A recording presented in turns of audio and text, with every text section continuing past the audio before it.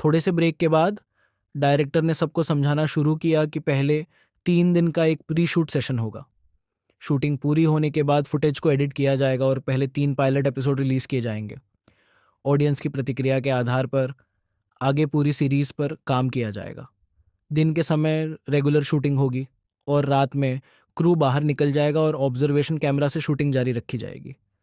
Ryuk के parents हमेशा सुविधा के लिए पास के होटल में रहेंगे ताकि अगर कोई प्रॉब्लम आए तो उनसे तुरंत कांटेक्ट किया जा सके। डायरेक्टर ने एक बार फिर रयूक के माता पिता की तरफ देखा और कहा कि भले ही उन्हें रयूक को छोड़कर जाना थोड़ा अजीब लगे, लेकिन उन्हें आइडल ग्रुप और डायरेक्टर पर भरोसा रखना चाहिए कि वे बच्चे का अच्छे से ख्याल रखेंगे। पूरा आइडल ग्रुप भी मुस्कुराते हुए कपल को समझाने लगा कि उन्हें चिंता करने की ज़रूरत नहीं है, वो सब कुछ संभाल लेंगे। आखिरकार अब सबको अपना बेस्ट देने का समय आ गया था और फिल्मिंग शुरू हो गई। असिस्टेंट डायरेक्टर एक बार फिर सीन पर मौजूद था और उसने सबको बताया कि शुरुआत ओपनिंग सीन और नरेशन से होगी। भले ही बाद में professional voice actor narration record करेंगे, लेकिन फिलहाल आइडल ग्रुप को प्रीमाइज समझाने के लिए इसकी ज़रूरत थी। इसी दौरान पता चला कि शहर के बीचों बीच 5 नौजवान लड़के एक सेमिबी में रहते हैं जिसे वे जस्ट कहते हैं, और ये शो उनके डेली लाइफ को दर्शकों के सामने पेश करेगा जहां वे अल्टीमेट आइडल बनने की कोशिश कर रहे हैं। लेकिन एक दिन अचानक एक बेबी उनके सामने आ जाता है और अब ग्रुप को समझ नहीं आ रहा था कि इस सिचुएशन को कैसे हैंडल करें। जैसे जैसे प्रीमाइज बताया जा रहा था, पूरा आइडल ग्रुप एकदम शांत हो गया क्योंकि उन्हें समझ ही नहीं आ रहा था कि शूटिंग को स्मूथली कैसे आगे बढ़ाया जाए। असिस्टेंट डायरेक्टर ने कैमरा रोक दिया और आइडल से कहा कि उन्हें कुछ करना होगा या किसी चीज़ पर रिएक्ट करना होगा ताकि ओपनिंग सीन शूट हो सके। लेकिन वो सब बच्चे के कुछ करने का इंतज़ार कर रहे थे ताकि उन्हें नेचुरल रिएक्शन मिल सके। तभी रयूक को एहसास हुआ कि ये सब बस नए ट्रेनीज हैं जिन्हें बच्चों के साथ क्या करना है इसका कोई आइडिया नहीं है। तो उसने सोचा कि थोड़ा रहम दिखाते हुए खुद ही लीड ले ले, और फिर अचानक ज़ोर ज़ोर से रोने लगा, जिससे सारे आइडल्स कंफ्यूज हो गए कि अब क्या किया जाए। यंग ने माहौल को शांत करने के लिए बच्चे को पकड़ लिया, लेकिन यून को समझ आ गया कि यंग बच्चे का ठीक से ध्यान नहीं रख पाएगा। इसीलिए उसने रयूक को अपनी बाहों में ले लिया और तुरंत ही बच्चा चुप हो गया। यून को ये देखकर बहुत खुशी हुई और उसने मजाक में सोचा कि शायद बच्चा भी उसे हैंडसम समझता है। लुकास और यंग दोनों को जलन होने लगी कि जब वो लोग बच्चे को चुप नहीं करा पाए तो यून ने कैसे कर लिया। इस पर यून ने बस हंसते हुए कहा कि इसकी वजह उसका हैंडसम फेस है। रयूक ने अपनी आंखें मलीं और सोचा कि सब कुछ ठीक वैसे ही हो रहा है जैसा उसने सोचा था। उसे पहले से पता था कि इन सब की पर्सनालिटीज़ इतनी अलग हैं कि ये शो के लिए एक परफेक्ट ब्लेंड बनाएंगे। यंग एक लीडर था जो अपने पिता की तरह स्मार्ट और करिश्माई था। युन वो बड़ा भाई था जो अपने छोटे भाई के लिए कुछ भी कर सकता था। लुकास रयूक का ऐसा दोस्त था जो उसके परिवार जैसा लगता था। सियोन शांत और इंट्रोवर्ट था, लेकिन अपने छोटे छोटे इशारों से केयर दिखाता था। ये सब मस्ती और एंटरटेनमेंट के लिए परफेक्ट था, लेकिन ग्रुप का एक मेंबर गायब था, और वो था माइकल, जो शो का सबसे लापरवाह बंदा था। अगर रयूक को कुछ मैनेज करना होता तो वो माइकल को इस शो का विलेन बना देता, लेकिन चूंकि ग्रुप को आगे बढ़ना था तो उसने तय किया कि माइकल के साथ एक लव हेट डायनामिक बनाएगा जिससे शो सुपरहिट हो सके।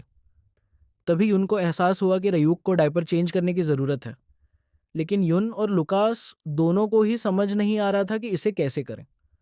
तभी माइकल बीच में कूद पड़ा और बोला कि उसने अपने होम टाउन में 3 छोटे भाई बहनों को बड़ा किया है और उसे डायपर बदलने का बहुत एक्सपीरियंस है। माइकल ने रयूक को गोद में उठाया, लेकिन रयूक को ये बिल्कुल पसंद नहीं आया और उसने माइकल के चेहरे पर अपनी गोल्डन लिक्विड की बौछार कर दी, जिससे माइकल पूरा गीला हो गया। लेकिन रयूक को ये बहुत मज़ेदार लगा और वो ज़ोर ज़ोर से हंसने लगा, ये सोचते हुए कि माइकल को ये बात कितनी खल रही होगी। रयूक तो मज़े से अपने बेबी मैट पर हंस रहा था, जबकि माइकल पूरी तरह से भीग चुका था। माइकल इतना गुस्से में था कि ऐसा लग रहा था जैसे वो रयूक पर चिल्ला ही देगा, लेकिन यंग ने किसी तरह उसे रोक लिया और समझाया कि सामने वाला सिर्फ एक बच्चा है जो कुछ भी जानता नहीं है। दूसरी तरफ पूरा क्रू इस मज़ेदार सीन को देखकर ज़ोर ज़ोर से हंस रहा था, और यही वजह थी कि रयूक ने यह सब किया था, जिससे शूटिंग पूरी तरह से सक्सेसफुल हो गई। आखिरकार शाम हो गई और डायरेक्टर ने सभी को 2 घंटे का ब्रेक देने का फैसला किया ताकि थोड़ी देर रेस्ट करने के बाद वो लोग शाम की शूटिंग के लिए तैयार हो सकें। पूरा आइडल ग्रुप पहले से ही थका हुआ था और यंग ने डायरेक्टर से कहा कि अगर उसकी टीम के पास कोई स्क्रिप्ट होती तो उनके लिए चीज़ें संभालना काफ़ी आसान हो जाता। दूसरी तरफ रियुक अपने मम्मी पापा के पास पहुंचा, मुस्कुराते हुए, और खाने के लिए तैयार हो गया क्योंकि उसकी मम्मी उसके लिए बहुत सारी केले, बनानास लेकर आई थी। हमें पता चलता है कि रियुक को केले बेहद पसंद हैं, जबकि पहले वो शायद इन्हें दूसरा मौका भी ना देता, लेकिन इस बार उसे केले बहुत ज़्यादा पसंद आ रहे थे। तभी अचानक यंग रियुक के पापा के पीछे आकर खड़ा हो गया और उनसे कहा कि वो उससे कैजुअली बात कर सकते हैं, फॉर्मल होने की ज़रूरत नहीं है। फिर उसने बताया कि रयूक एक बेहद दिलचस्प बच्चा है। यंग ने यह भी नोटिस किया था कि जब भी रयूक उनके आसपास होता तो वो खुद ही अनजाने में उस माहौल में घुल जाता था और सभी लोग बिल्कुल अपने नेचुरल अंदाज में रहते थे। सीन दर सीन ये सब लोग बिना थके भी मस्ती करते रहते थे और सब कुछ बहुत ही नेचुरल तरीके से हो रहा था। यंग के लिए ऐसा लग रहा था जैसे रयूक को सबकी भूमिकाओं के बारे में पहले से ही पता हो और वो परफेक्ट तरीके से उसके साथ खेल रहा हो। लेकिन रयूक के पापा के लिए ये सब सिर्फ एक कोइंसिडेंस था, क्योंकि रयूक अब भी सिर्फ एक बच्चा था जो अपनी उम्र के मुकाबले थोड़ा ज़्यादा स्मार्ट था। लेकिन फिर भी अपने पापा की नज़रों में रयूक पहले से कहीं ज़्यादा चमकदार और अनोखा था। दूसरी तरफ दूसरे कमरे में माइकल अब भी अपने चेहरे से गोल्डन लिक्विड साफ करने की कोशिश कर रहा था और इस बात से बुरी तरह चिढ़ गया था कि वो एक छोटे बच्चे के सामने ओवरशैडो हो रहा था। उसे बेबी सिटिंग करने का कोई शौक नहीं था, खासकर तब जब उसे असल में एक आर्टिस्ट बनकर अपनी कला को निखारना चाहिए था। लेकिन तभी उसकी नज़र असिस्टेंट डायरेक्टर पर पड़ी, जो किचन में फ्रिज ढूंढ रही थी। माइकल ने उससे पूछा कि वो क्या कर रही है, तो उसने बताया कि वो रयूक के लिए बेबी फूड संभाल कर रखना चाहती थी ताकि रात के शूट के दौरान उसे आसानी से खाना मिल सके। माइकल को ये एक परफेक्ट मौका लगा और उसने झट से कटोरा उठा लिया और उस महिला से कहा कि वो रयूक के लिए कुछ शानदार बनाने वाला है। माइकल के मुताबिक चीज़ें बहुत बोरिंग और उबाऊ हो रही थीं, इसलिए उसने सोचा कि अब एक ऐसा सीन क्रिएट किया जाए जो सभी के लिए पूरी तरह से एंटरटेनिंग हो। हम देखते हैं कि उसने अपनी पैंट से एक पैकेट निकाला, वो भी लाल मिर्च से भरा हुआ। अब तो मामला गड़बड़ लग रहा था। माइकल पूरी तरह तैयार था एक ऐसा सीन बनाने के लिए जो उसकी नज़र में एंटरटेनिंग हो, लेकिन रयूक के लिए ये तो बहुत बड़ी मुसीबत बनने वाला था, क्योंकि अब उसे अपने बेबी फूड में रेड चिली पेस्ट मिलने वाला था। जैसे ही सीन शिफ्ट होता है, असिस्टेंट डायरेक्टर कैमरे सेट कर रहा था। डायरेक्टर ने सबको बता दिया था कि अब सबको बाहर जाना होगा और ऑटोमेटिक रिकॉर्डिंग को अपना काम करने देना है। कुछ देर बाद पूरा बेसमेंट खाली हो गया। अब वहाँ सिर्फ आइडल ग्रुप था और वो भी थका हुआ। सियोन सोच में पड़ गया। जब हमें नेचुरल एक्टिंग करने को कहा गया है तो हम नेचुरल कैसे रहे, ऊपर से इतने कैमरे। दूसरी तरफ लुकास का दिमाग सिर्फ एक चीज़ पर था, खाना। उसने सोचा कि पहले खाना खा लिया जाए, उसके बाद कुछ भी किया जाएगा। लेकिन फिर एक और प्रॉब्लम सामने आई, कोई भी खाना बनाना नहीं जानता था। दूसरी ओर रयूक सबको देख रहा था, उसे उन पर तरस आ रहा था। ये लोग तो पूरी तरह से हारे हुए लग रहे हैं। सिचुएशन को समझते हुए यंग ने सजेशन दिया, यार चलो रामेन बना लेते हैं। लेकिन तभी उसे याद आया, अरे हाँ, हमें रैया को उसका बेबी फूड भी खिलाना होगा। और यहीं से माइकल का नया नाटक शुरू हुआ। माइकल ने बड़े ड्रामेटिक अंदाज में कहा, भाई बेबी फूड का इंतजाम मैंने पहले ही कर लिया है। ये सुनकर यंग भी चौंक गया। सच में? तू? लेकिन तू तो गोल्डन लिक्विड इंसिडेंट के बाद से र्यूक से चिढ़ा हुआ था, फिर अब इतनी हेल्पिंग सोल क्यों बना हुआ है? माइकल ने बस एक फेक हंसी दी और बोला, जो सोचना है सोच लो। लेकिन उसने क्लियर कर दिया कि रयूक को फीड वही करेगा। रयूक को अंदर ही अंदर अजीब लगने लगा, कुछ तो गड़बड़ है। माइकल ने बेबी फूड उसकी ओर बढ़ाया और कहा, ले भाई, तेरी मॉम ने बनाया है, बहुत टेस्टी होगा। रयूक ने बिना कुछ बोले चम्मच उठाया और सीधा माइकल की तरफ बढ़ा दिया। पहले तू खा। यंग भी ये देखकर हैरान रह गया। हाँ भाई, तू पहले टेस्ट कर, फिर हम भी ट्रस्ट कर लेंगे। लेकिन माइकल को तो अब मेरा क्या, मुझे क्यों खिला रहे हो? वाला फील आ रहा था। उसने बहाने बनाने शुरू कर दिए। यंग ने बार बार कहा, भाई बस एक बाइट ले ले, इतना भी बुरा नहीं होगा। लेकिन माइकल टस से मस नहीं हुआ। अब यंग को समझ आ गया कि यहाँ कुछ तो बहुत गड़बड़ है। फिर उसने खुद चम्मच उठाया और पहला बाइट खा लिया, और बस माइकल की पोल खुल गई। यंग जमीन पर गिर गया। आग, आग लग गई। ओ भाई, ये क्या है? यून दौड़ता हुआ आया। क्या हुआ? क्या हो गया? दूसरी तरफ रियो को अब पूरा यकीन हो गया, माइकल ने जरूर बेबी फूड में कुछ मिलाया है। अब तो बेबी रियो भी पूरी तरह शैतान बन चुका था। उसकी आंखों में एक अजीब सी चमक थी। माइकल को मजा चखाने के लिए वो पूरी तरह तैयार था। लेकिन इससे पहले कि कुछ और होता, यंग खड़ा हो गया और चिल्लाया, भाई इसमें सिर्फ और सिर्फ हॉट सॉस है। अब पूरा आइडल ग्रुप समझ चुका था ये सिर्फ माइकल ही कर सकता था और कोई नहीं। अब जब माइकल की सच्चाई सामने आ गई तो वह चिल्लाने लगा, भाई मुझसे गलती से हो गया, मजे के लिए किया था यार। लुकास का गुस्सा अब 7वें आसमान पर था। तुझे लगा कि बेबी के टेस्ट बड्स बर्बाद करना एंटरटेनमेंट है? यून तो सीधा माइकल की कॉलर पकड़ चुका था। अगर रयूक को कुछ हो जाता तो जिम्मेदारी कौन लेता? अब सबको यकीन हो गया कि माइकल बस अटेंशन सीकर है, उसे सिर्फ फेम चाहिए। लेकिन रयूक, वो तो स्माइल कर रहा था, उसे मजा आ रहा था। अरे वाह, अब तो शो सच में इंटरेस्टिंग हो गया। अचानक यंग रयूक के सामने घुटनों के बल बैठ गया और बोला, भाई माफ कर दे, माइकल सच में एक पागल है, इससे सही गलत का कोई अंदाजा ही नहीं। अब तक यून माइकल की धुलाई कर रहा था, लेकिन माइकल अब भी बोलने से बाज नहीं आ रहा था। भाई बेबी को कुछ समझ ही नहीं आता, उसे क्या फर्क पड़ता है? यंग ने गुस्से में कहा, र्यूक स्मार्ट है, उसे सब समझ आता है, और समझ आए या ना आए तुझे माफी मांगनी पड़ेगी। रेयुक ने पूरे आइडल ग्रुप को घूर कर देखा और शैतानी हंसी दी। अब मजा आएगा। जैसे ही सीन 2 हफ्ते आगे शिफ्ट होता है, हम आते हैं रेयुक के घर, जहां उसके माता पिता एक बड़ी खबर सुनकर हैरान थे। रियलिटी शो के पहले एपिसोड की व्यूअर रेटिंग पूरे 20% तक पहुंच चुकी थी, और यह एपिसोड शुक्रवार को टेलीकास्ट हुआ था। किम ने माता पिता से पूछा, आप लोगों ने भी एपिसोड देखा क्या? इससे पहले कि कोई कुछ कहता, रयूक की मां तुरंत बोल पड़ी, अरे हाँ, हमने तो बहुत मजे लिए, आखिर हमारा बच्चा शो में था। लेकिन 20% की रेटिंग, ये सच में असाधारण था। लैंडलेडी भी हैरान थी।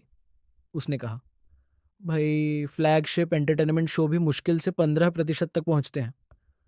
और इतना ही नहीं, डायरेक्टर ने भी कॉल किया था और बताया कि इस ज़बरदस्त सपोर्ट की वजह से अब यह शो रेगुलर ब्रॉडकास्ट के लिए कंफर्म हो चुका है। ये सुनकर किम सीधा रयूक के पास आई और बोली, बधाई हो, तुम्हारा शो हिट हो चुका है। रयूक की आंखें चमक उठीं। वो पूरी कॉन्फिडेंस के साथ मुस्कुरा रहा था, क्योंकि उसे पता था कि जब मैं चीज़ों को कंट्रोल कर रहा हूं तो ये सक्सेस तो बस शुरुआत है। लेकिन फिर भी रयूक इतनी छोटी सफलता से संतुष्ट नहीं था। उसका सपना सिर्फ पॉपुलर होना नहीं था, उसे चाहिए था धन, प्रसिद्धि और एक पागलपन की हद तक सफलता, जैसा कि उसने अपने पिछले जीवन में जॉन के रूप में हासिल किया था। लेकिन इस बार इस जिंदगी में भी उसे वही सब चाहिए, और उससे भी ज्यादा। अचानक रयूक के चेहरे पर एक शैतानी हंसी आ गई। उसे एहसास हुआ कि वो असली जीनियस है।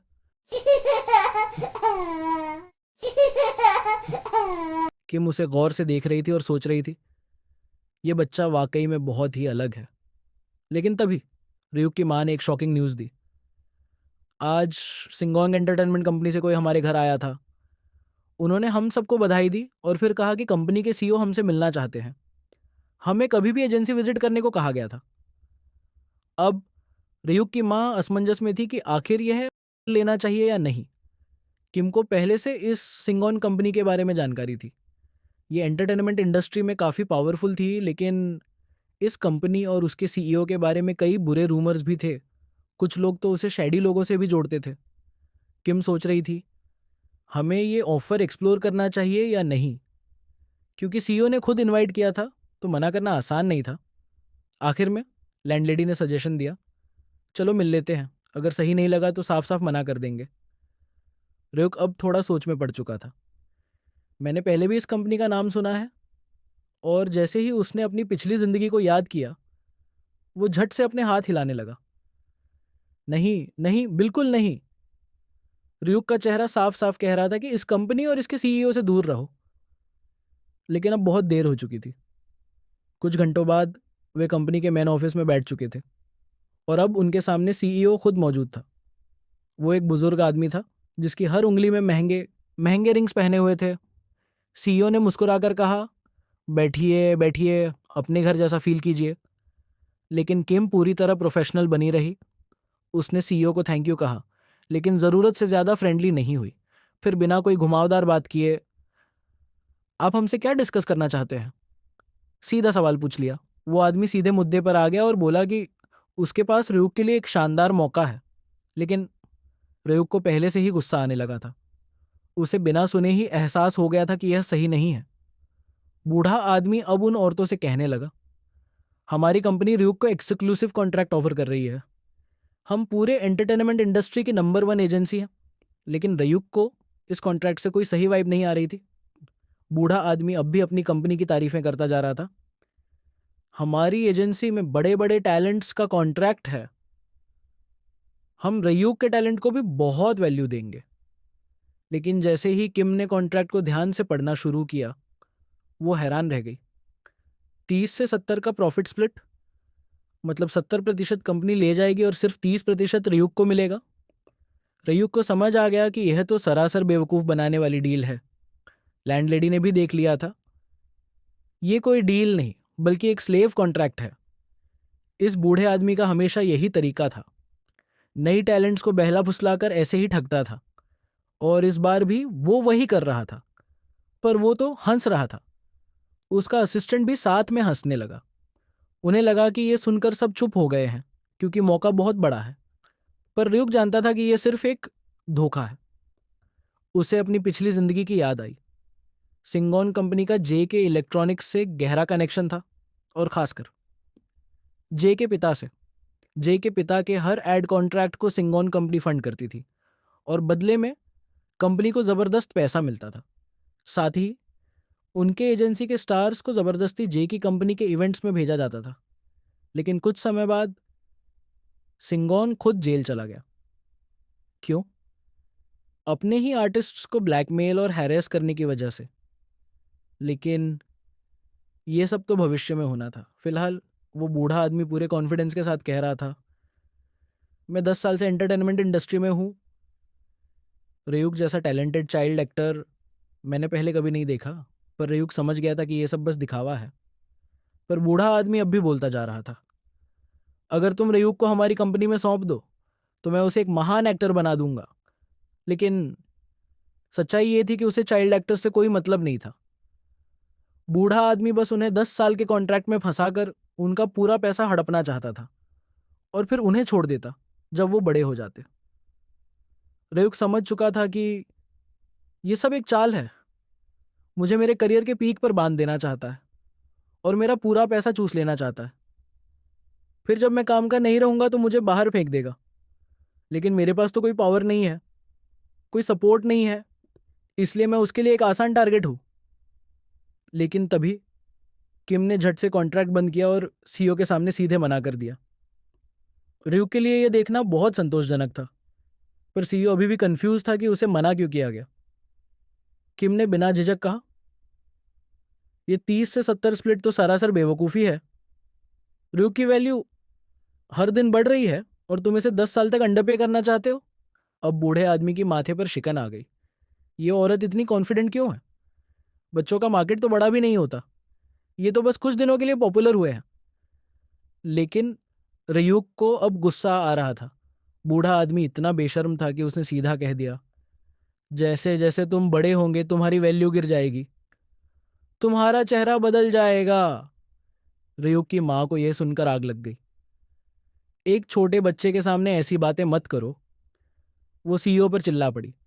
पर रयूक अब बस एक ही बात सोच रहा था, अगले कुछ सालों में यही बूढ़ा जेल में सड़ेगा और मैं दुनिया का सबसे मशहूर इंसान बनूंगा। रयूक का गुस्सा बढ़ता जा रहा था। उसकी माँ उसे शांत करने की कोशिश कर रही थी, पर यह काम नहीं कर रहा था। तभी किम अपनी कुर्सी से खड़ी हो गई और बूढ़े आदमी की आंखों में आंखें डालकर कहा, तुम्हें टैलेंट की बिल्कुल पहचान नहीं है, इसलिए हम अभी के अभी जा रहे हैं। बूढ़ा आदमी फिर भी मुस्कुरा रहा था। तुम बीच में क्यों बोल रही हो? तुम तो रयूक की माँ भी नहीं हो। बाहर वालों को बीच में बोलने का हक नहीं है। रयूक की माँ कुछ कह पाती, इससे पहले ही किम ने ठोस आवाज में जवाब दिया, मैं रयूक की मैनेजर हूं और एक फुल टाइम मैनेजर के तौर पर मुझे उसके लिए हर बात कहने का पूरा हक है। और जैसे ही उन्होंने वहां से निकलने का फैसला किया, बूढ़े आदमी को बहुत लंबे समय बाद पहली हार महसूस हुई। ये उसके लिए बर्दाश्त करना मुश्किल था, इसलिए उसने गुस्से में धमकी देना शुरू कर दिया। वो औरतों से कहने लगा कि इस फैसले पर तुम्हें पछताना पड़ेगा, क्योंकि मेरी कंपनी की मदद के बिना तुम लोग एंटरटेनमेंट इंडस्ट्री में कदम भी नहीं रख सकते। रेयुक तो बस इसी पल का इंतजार कर रहा था। उसे पहले से पता था कि यही इस बूढ़े आदमी का असली रंग था। लेकिन किम ने बिना घबराए पलटकर कहा, ये तो वक्त ही बताएगा। और फिर दोनों औरतें ऑफिस से बाहर निकल गईं। इस दौरान लैंडलेडी गुस्से से भरी हुई थी, क्योंकि एक बच्चे की माँ को धमकाया जा रहा था और वो बेचारी कुछ बोल भी नहीं पा रही थी। ये देखकर रयुक खुश हो गया, क्योंकि लैंडलेडी पूरी तरह उसकी माँ की सपोर्ट कर रही थी। लैंडलेडी ने पूछा, क्या तुम ठीक हो? क्या तुम डर गई थी? लेकिन रयुक की माँ ने तुरंत मना कर दिया। फिर किम ने समझाया, इस इंडस्ट्री में ऐसे घमंडी आदमी हर जगह मिलेंगे और ऐसे कचरा कंपनी के साथ कोई कॉन्ट्रैक्ट साइन करने की ज़रूरत ही नहीं है। इसके बाद उन्होंने सड़क पार की और बस पकड़कर घर जाने का फैसला किया। लेकिन तभी रयुक की माँ ने अचानक लैंडलेडी से पूछा, क्या तुम सच में रयुक की मैनेजर बन सकती हो? यह सुनकर रयुक भी दंग रह गया। लेकिन जैसे ही उसने थोड़ा सोचा, उसे एहसास हुआ कि यह फैसला वाकई बहुत अच्छा हो सकता है। क्योंकि बिजनेस में जॉन ने सीखा था कि टैलेंटेड लोग बहुत मिल जाते हैं, लेकिन भरोसेमंद लोग बहुत कम होते हैं। और लैंडलेडी में वह दोनों खूबियाँ थीं, नॉलेज भी और भरोसेमंद भी। लेकिन दूसरी तरफ किम हिचकिचा रही थी। उसने कहा, मुझे एंटरटेनमेंट इंडस्ट्री की ज़्यादा समझ नहीं है। लेकिन रयुक ने उसकी ओर चमकती आंखों से देखा और फिर अपनी मासूम सी आवाज़ में मुस्कुराकर उंगली उठाते हुए कहा, मेरी टीम में आ जाओ। रयुक की माँ ये सब देख रही थी और अब उसे पूरा यकीन हो गया था कि किम ही सबसे सही इंसान है जो रयुक की मैनेजर बन सकती है। क्योंकि रयुक के माता पिता एंटरटेनमेंट इंडस्ट्री के बारे में कुछ नहीं जानते थे। उन्हें अपने बच्चे की सुरक्षा और उसके करियर को आगे बढ़ाने के लिए एक भरोसेमंद इंसान की ज़रूरत थी। यह सुनकर किम हल्का सा शर्मा गई और फिर रयुक की माँ से कहा, शायद मैं इतने सालों बाद कुछ नया करने का सपना देख सकती हूँ। और आखिरकार उसने घोषणा कर दी, मैं अपनी नौकरी छोड़ रही हूँ और अब से रयुक की फुल टाइम मैनेजर बनूंगी। रयुक के लिए ये बिल्कुल परफेक्ट था, क्योंकि अब वे दोनों साथ में एक बहुत बड़ी किस्मत बना सकते थे। दोनों औरतें हंसते हुए सैलरी और बाकी चीज़ों पर बात करने लगी। लेकिन तभी सीन वापस कंपनी के ऑफिस में शिफ्ट होता है। सीईओ का असिस्टेंट उसे बताता है कि वह औरत जो खुद को रयुक की मैनेजर कह रही थी, उसका नाम किम है। वह एक एडवर्टाइजिंग कंपनी में काम करती थी और रयुक के परिवार की लैंडलेडी भी थी। सीईओ ने घूमकर असिस्टेंट की ओर देखा और ठंडे स्वर में कहा, अगर यह परिवार सिंगों के सामने झुकने से मना कर रहा है, तो इन्हें सीखना होगा कि एंटरटेनमेंट इंडस्ट्री कितनी निर्दयी हो सकती है। इसके बाद उसने असिस्टेंट को तुरंत रिपोर्टर्स को बुलाने का आदेश दिया। सीईओ के चेहरे पर एक शैतानी मुस्कान थी, क्योंकि उसके दिमाग में एक खतरनाक प्लान आ चुका था।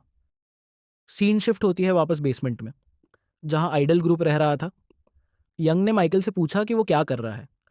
इसी दौरान हम देखते हैं कि रियुक और माइकल दोनों एक बनाना ईटिंग कंपटीशन कर रहे थे। माइकल गुस्से में था। उसने यंग को बताया कि उसे भी बनानास बहुत पसंद है, लेकिन बाकी लोग हमेशा सारे रुक को ही दे देते, तो अब वो सारे बनानास खुद खा लेगा ताकि रुक को एक भी ना मिले। यंग ने रुक को भी रोकने की कोशिश की और पूछा कि वो माइकल के साथ मिलकर ये बचकानी हरकतें क्यों कर रहा है। लेकिन रियुक का दिमाग भी बच्चे जैसा ही चल रहा था। वो भी सिर्फ इसलिए ज़्यादा खा रहा था ताकि उसका रिवॉल एक भी बनाना ना खा पाए। यंग ने गुस्से में दोनों से सारे बनानास छीन लिए। इस दौरान रियुक का मुंह एकदम स्क्विरल की तरह फूला हुआ था। असिस्टेंट डायरेक्टर और डायरेक्टर जोर जोर से हंसने लगे। साथ ही बाकी मेंबर्स भी हंस रहे थे क्योंकि माइकल और र्यूक एक दूसरे पर चिल्ला रहे थे और बनानास के लिए लड़ रहे थे। यंग को समझ नहीं आ रहा था कि इस स्थिति को कैसे संभाले, लेकिन ऑडियंस को ये सब क्यूट लग रहा था और व्यूअरशिप भी बढ़ रही थी। कुछ महीने बीत गए और अब सर्दियों का मौसम आ चुका था। डायरेक्टर ने आइडल ग्रुप को बताया कि उनकी मॉर्निंग शूट पूरी हो गई है और अब उन्हें ब्रेक लेकर लंच एंजॉय करना चाहिए। तभी हमें पता चलता है कि र्यूक की माँ बहुत जल्द एक और बच्चे को जन्म देने वाली है। वो सेट पर आई और अपने बच्चे को आवाज़ लगाई। डायरेक्टर ने उन्हें देखा और सोचा कि क्या उनके लिए सेट पर इतने लंबे समय तक इंतज़ार करना मुश्किल हो रहा है। लेकिन र्यूक की माँ खुश थी। उन्होंने डायरेक्टर से कहा कि भले ही महीनों हो गए हैं, लेकिन उन्हें अब भी ये सब लाइव देखना बहुत मज़ेदार लगता है। डायरेक्टर को उनकी कंडीशन के बारे में पता था, इसलिए उन्होंने पहले ही कह दिया था कि अगर उन्हें कभी भी कोई दिक्कत हो तो टीम को बता सकती है। र्यूक की माँ खुश होकर डायरेक्टर का शुक्रिया अदा करती है। डायरेक्टर ने उनसे उनकी डिलीवरी डेट के बारे में पूछा। उन्होंने बताया कि ये दिसंबर के आखिर या जनवरी में कभी भी हो सकती है। ये सुनकर डायरेक्टर खुश हुआ और बताया कि व्यूअर्स को माइकल और र्यूक की नोक-झोंक बहुत पसंद आ रही है। लेकिन डायरेक्टर को लगता है कि माइकल कभी-कभी थोड़ा ज़्यादा ही चला जाता है और वो जानना चाहता था कि क्या ये सब देखकर र्यूक की माँ को बुरा लगता है। इस पर र्यूक की माँ हंस पड़ीं और बोलीं कि उन्हें डायरेक्टर पर पूरा भरोसा है। उन्हें भी माइकल और र्यूक की लड़ाई देखना मज़ेदार लगता है। लेकिन उन्होंने डायरेक्टर से बस इतना कहा कि वो उनके बच्चे का थोड़ा ध्यान रखें। डायरेक्टर ने उनकी बात समझी और उन्हें भरोसा दिलाया कि वो इस बात का ध्यान रखेगा। र्यूक की माँ मुस्कुराईं और हमेशा की तरह डायरेक्टर को धन्यवाद दिया। लेकिन दूसरी तरफ किम ये सब सुन रही थी। उसे एहसास हुआ कि माइकल सच में बहुत ज़्यादा ओवर कर रहा है। वो सीधा सेट की तरफ जाने लगी। ब्रेक टाइम चल रहा था। यंग और शॉन सोच रहे थे कि क्या उन्हें भी लंच कर लेना चाहिए, क्योंकि भले ही वो ये बार बार करते हैं, लेकिन इतनी सारी कैमरास के सामने नेचुरल एक्टिंग करना अभी भी उनके लिए आसान नहीं है। दूसरी तरफ ड्यूक पहले ही ढेर सारे बनानास खा चुका था। अब उसे सिर्फ सोने का मन कर रहा था। वो एकदम स्लगिश महसूस कर रहा था। लेकिन अचानक ही उसे एक अजीब सी ऑरा महसूस हुई। ये कोई और नहीं बल्कि माइकल था, जो इस चीकी लिटिल ब्रैट से बहुत ज़्यादा नाराज़ था। माइकल बहुत गुस्से में था क्योंकि र्यूक ने पहले उसे सच में मार दिया था और उसे ये बहुत रूड लगा। लेकिन र्यूक को पता था कि इसमें उसकी कोई गलती नहीं थी। माइकल ही उसे बार बार परेशान कर रहा था। र्यूक के हिसाब से माइकल खुद ही एरोगेंट था, जिसने एक छोटे बच्चे को अपना राइवल बना लिया था।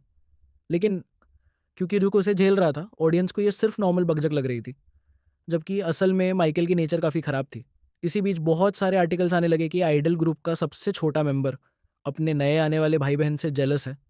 सभी को ये लव हिट रिलेशनशिप क्यूट और फनी लग रही थी, लेकिन सिर्फ र्यूक जानता था कि माइकल अब धीरे धीरे अपनी लिमिट क्रॉस कर रहा है और वो काफ़ी अनडिसिप्लिन्ड हो चुका है। र्यूक ने माइकल की तरफ उंगली उठाई और उसे एक बैड बॉय कहने लगा। ये देखकर टीनेजर को गुस्सा आ गया।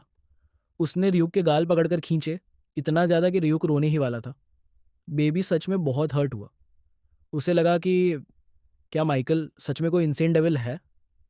जैसे ही पिंच की वजह से उसकी आंखों में आंसू आ गए, माइकल ने उसे चुप कराने की कोशिश भी नहीं की, बल्कि उसने बस इतना चाहा कि वो बंद कर दे, क्योंकि ऐसा नहीं था कि उसने र्यूक को कोई बड़ी चोट पहुंचाई थी।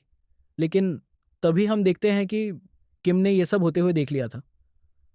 उसने गुस्से में माइकल को टोका और पूछा कि उसने र्यूक को पिंच क्यों किया जब वो कुछ कर भी नहीं रहा था। माइकल अब घबरा गया। उसने जल्दी से सफाई दी कि ये तो कुछ भी नहीं था, लेकिन र्यूक ज़रूरत से ज़्यादा हंगामा कर रहा था। लेकिन किम को पता था कि र्यूक कभी भी छोटी छोटी बातों पर रोता नहीं है। अगर उसने रोना शुरू किया तो इसका मतलब है कि उसे सच में बहुत दर्द हुआ होगा। अब र्यूक रोना भूल गया और इस नज़ारे का मज़ा लेने लगा। उसे यकीन हो गया था कि उसने अपने लिए सही मैनेजर चुना है। किम ने माइकल को सीधा बता दिया कि हाल ही में शूटिंग के दौरान भी वो र्यूक को बार बार छूने की कोशिश कर रहा था। अगर उसने खुद को कंट्रोल नहीं किया तो बात कहीं किसी लॉ सूट तक ना पहुंच जाए। माइकल को अपनी आंखों पर यकीन नहीं हो रहा था कि एक औरत उसे इतनी सीरियस वार्निंग दे रही है। उसने गुस्से में पूछा कि वो किसी रैंडम बच्चे के लिए इतनी प्रोटेक्टिव क्यों हो रही है। ये सुनकर किम गुस्से में आ गई, लेकिन उसने खुद को संभाला।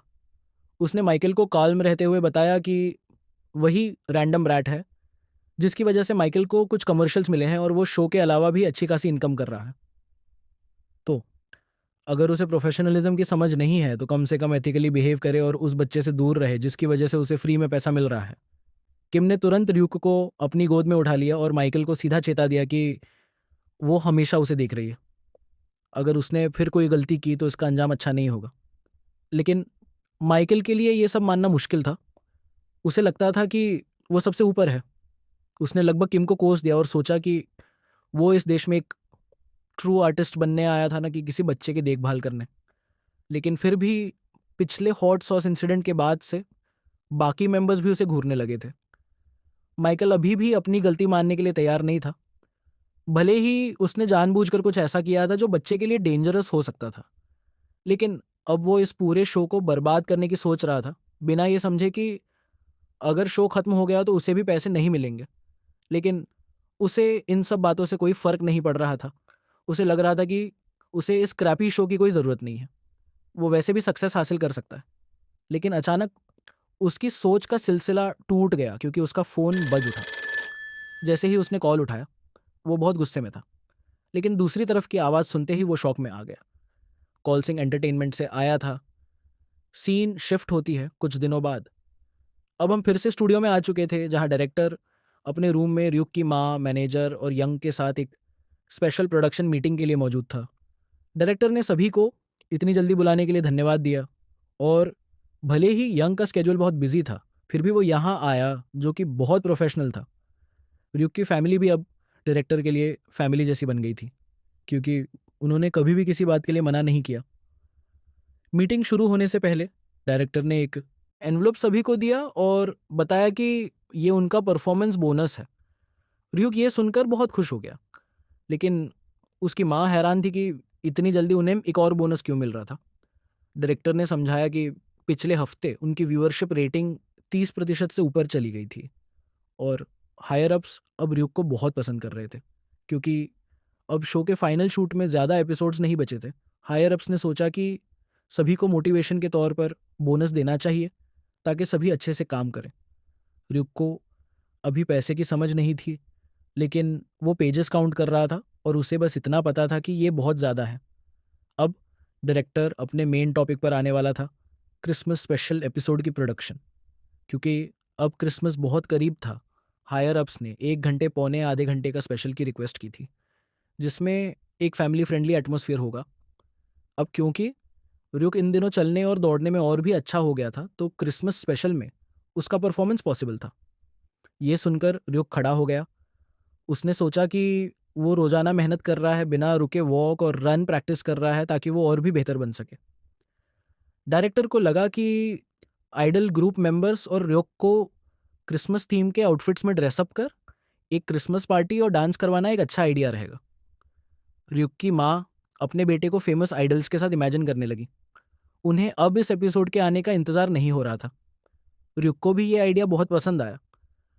डायरेक्टर अब मीटिंग के डिटेल्स डिस्कस करने ही वाला था कि असिस्टेंट डायरेक्टर अचानक अंदर आ गया। उसका फेस पूरी तरह से घबराया हुआ था। उसने आते ही पूरे माहौल को बिगाड़ दिया और सभी को बताया कि एक बहुत बड़ी समस्या हो गई है। एक आर्टिकल न्यूज़पेपर में छपा है जिसमें र्यूक के परिवार के बारे में लिखा गया है। उस आर्टिकल में कहा गया है कि र्यूक का परिवार सिर्फ पैसे का लालची है और वो बच्चे से ज़रूरत से ज़्यादा काम करवा रहे हैं।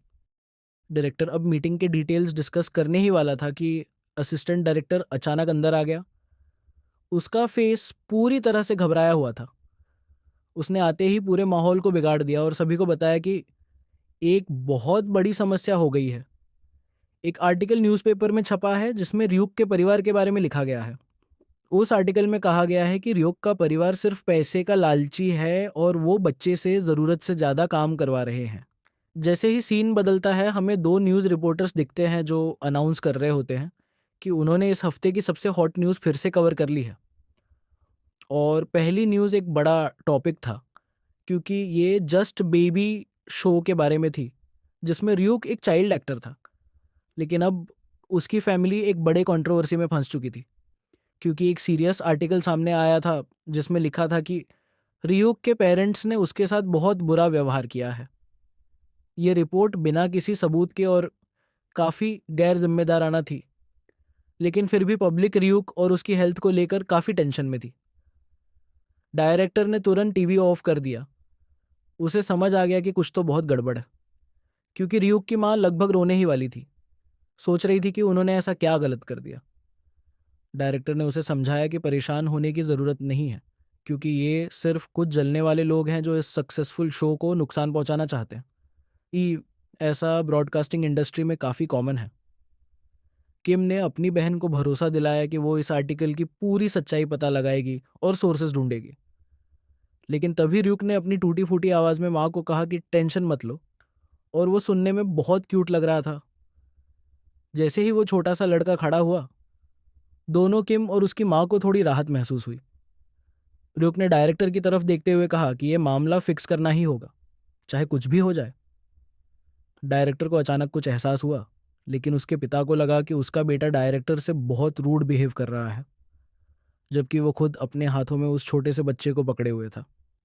र्यूक को इंडस्ट्री की समझ थी और उसे पता था कि ये नेगेटिव मीडिया बैटल्स असल में सिर्फ पावर स्ट्रगल्स होते हैं, और जो भी लोग इस तरह के आर्टिकल्स पब्लिश करते हैं उनके पीछे का मकसद जल्दी ही पता लगाना पड़ेगा, ताकि समझ सकें कि वो इस शो को टारगेट करके क्या हासिल करना चाहते हैं। डायरेक्टर, जिसे इंडस्ट्री के कई बड़े लोगों से अच्छे कनेक्शंस थे, जानता था कि अगर उसने तुरंत एक्शन नहीं लिया तो मामला और बिगड़ सकता है। और अब तो उसे खुद भी यकीन हो गया कि ये छोटा सा बच्चा सही कह रहा था, और उसे सच में इस प्रॉब्लम को सॉल्व करना होगा। डायरेक्टर समझ चुका था कि जब ये सब कुछ शो की वजह से हुआ है, तो इसे ठीक करने की जिम्मेदारी भी ब्रॉडकास्टिंग स्टेशन और उसी की बनती है। ये देखकर र्योक को भी थोड़ी राहत मिली कि डायरेक्टर भी समझदार निकला और ओवर रिएक्ट नहीं कर रहा था। डायरेक्टर को अंदाजा था कि कुछ रिपोर्टर्स आसपास चक्कर काट रहे होंगे, और ये सिचुएशन चाहे जितनी भी अनकंफर्टेबल हो, रियूक की फैमिली को अभी घर के अंदर ही रहना पड़ेगा। और अगर ये मामला जल्दी नहीं सुलझा तो उनके लिए शूटिंग सेट पर जाना भी रिस्की हो सकता है। लेकिन रियूक की माँ परेशान थी कि उनके बच्चे का क्या होगा। तभी एक कूल और समझदार मैनेजर लेडी सामने आई और अपनी बहन से कहा कि रियो का ध्यान रखने की जिम्मेदारी वो लेगी। ये सुनकर रियो की माँ के लिए वो किसी लाइफ सेवर से कम नहीं लगी। इसके बाद उसने डायरेक्टर के साथ रियो की रूटीन डिस्कस करनी शुरू कर दी, और माँ के लिए ये पल काफ़ी इमोशनल था, क्योंकि वो अपने बच्चे को हर हाल में प्रोटेक्ट करना चाहती थी। डायरेक्टर ने फैमिली के सामने झुककर कहा कि वो इस सिचुएशन को जल्द से जल्द हैंडल करेगा, इसलिए उन्हें ज़्यादा टेंशन लेने की ज़रूरत नहीं है। जैसे ही सीन बदलता है, रात हो चुकी थी और डायरेक्टर अपने घर से बाहर आते हुए असिस्टेंट को बुलाता है। वो अब भी उस आर्टिकल के बारे में सोच रहा था। उसे याद आया कि उस आर्टिकल में लिखा था कि ये न्यूज़ किसी रिलायबल इनसाइडर से मिली है। रिपोर्ट के मुताबिक र्यूक के पेरेंट्स हर दिन एंटरटेनमेंट शो में पहुंचते थे और हर चीज़ में दखलंदाजी करते थे। डायरेक्टर को ये बात काफ़ी अजीब लगी, क्योंकि इस तरह की इनसाइड इन्फॉर्मेशन सिर्फ तभी बाहर आ सकती थी जब अंदर का कोई आदमी इसमें शामिल हो। तभी उसने असिस्टेंट डायरेक्टर से सीधा पूछ लिया कि क्या ये उसी की हरकत है, क्योंकि पहले भी उसने रिश्वत लेकर ऐसा कुछ किया था। इस बात पर असिस्टेंट डायरेक्टर पूरी तरह से घबरा गए और तुरंत बोली कि ऐसा करने का तो कोई सवाल ही नहीं उठता। उसने ये भी याद दिलाया कि पिछली बार जब डायरेक्टर को इस बारे में पता चला था तब वो उसे लगभग निकाल ही चुका था, और तभी उसने डिसाइड किया था कि अब से वो ऐसी गलत चीज़ों से दूर रहेगी और एक अच्छी लड़की बनेगी। ये सुनकर डायरेक्टर को थोड़ी हैरानी हुई, लेकिन उसने असिस्टेंट पर भरोसा किया। अब सवाल ये था कि अगर वो नहीं, तो फिर असली गद्दार कौन था। ये क्रिसमस ईव थी और बाहर तेज बर्फबारी हो रही थी। हर कोई सड़कों पर सर्दियों के कपड़े पहनकर घूम रहा था और क्रिसमस सेलिब्रेट करने की तैयारी में था। उनके लिए एक सफ़ेद क्रिसमस ईव बहुत खास थी। लेकिन इसी भीड़ के बीच एक अजीब नकाबपोश और हुडी पहना हुआ शख्स सड़कों पर घूम रहा था, जिसकी गोद में एक कंबलों से ढका हुआ पालना था। सड़क पर चलते एक कपल ने उस संदिग्ध आदमी को नोटिस किया। वे सोच रहे थे कि कोई रात में सनग्लासेस क्यों पहनेगा, और इतनी ज़्यादा ठंड भी नहीं थी, फिर वो खुद को इतनी कसकर क्यों लपेटे हुए था। लेकिन तभी पालने से बच्चे की आवाज़ गूंज उठी और वो आदमी उसे चुप कराने की कोशिश करने लगा। सभी लोग ये सोचने लगे कि ये आवाज़ आखिर आ कहाँ से रही है। दरअसल वो कोई और नहीं बल्कि रयुक की माँ थी, जो कुछ देर के लिए बाहर निकलने की कोशिश कर रही थी क्योंकि घर में रहना उनके लिए अब बहुत घुटन भरा हो गया था। उनकी कंडीशन और भी मुश्किल होती जा रही थी। उन्होंने डायरेक्टर से घर में रहने का वादा किया था, लेकिन अब और सहन करना मुश्किल था। वे बेचैन महसूस कर रही थीं। मगर इस सबके बीच रयुक को सबसे ज़्यादा परेशानी हो रही थी क्योंकि उसे इस पैक्ट पालने में बैठना पड़ रहा था। रयुक की माँ बस अपने पति से मिलने और काम के बाद उसे सरप्राइज करने के लिए बाहर आई थी। उन्हें लगा कि ये एक इमोशनल मोमेंट होगा, लेकिन रयुक के लिए ये बिल्कुल भी अच्छा एक्सपीरियंस नहीं था। माँ को भी एहसास था कि उनका बेटा भी टहलना चाहता है, लेकिन अगर लोग उसे देख लेते तो हालात और ख़राब हो सकते थे। इसलिए उन्होंने रयुक को समझाया कि उसे थोड़ा और सब्र करना होगा। लेकिन रयुक इस बात से परेशान था कि इतनी बड़ी उम्र में भी उसे एक छोटे से स्टॉलर में बैठाया जा रहा था। ये उसके लिए बहुत शर्मनाक था। उसे इसकी कोई वजह समझ नहीं आई, लेकिन वो बस खुद चलना चाहता था और थोड़ा एक्सरसाइज करना चाहता था।